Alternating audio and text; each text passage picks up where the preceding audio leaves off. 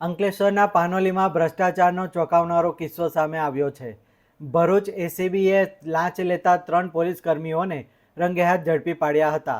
Panoli police મથકના ઝડપાયેલા police કર્મીઓમાં અનિરુદ્ધ ધાંધલ, સાગર ચાવડા અને જયદીપસિંહ સુખદેવ પરમારનો સમાવેશ થાય છે. ત્રણેય આરોપીઓને પાનોલી પોલીસ સ્ટેશનમાંથી ભરૂચ એસીબી પોલીસ સ્ટેશન ખાતે લઈ જવામાં આવ્યા છે, જ્યાં તેમની સામે કાયદેસરની કાર્યવાહી હાથ ધરવામાં આવી રહી છે.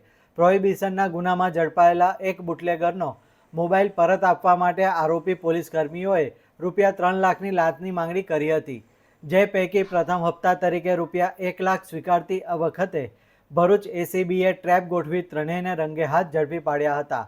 આ સમગ્ર મામલે એસીબી દ્વારા વધુ તપાસ શરૂ કરવામાં આવી છે. તપાસ દરમિયાન આરોપી પોલીસ કર્મીઓની મિલકત, બેંક ખાતા તેમજ તેમના રહેઠાણની પણ તપાસ કરવામાં આવે તેવી શક્યતા વ્યક્ત કરવામાં આવી રહી છે. હાલ સમગ્ર ઘટનાએ પોલીસ વિભાગમાં ખળભળાટ મચાવી દીધો છે. એસીબી દ્વારા કેસની વધુ તપાસ ચાલી રહી છે.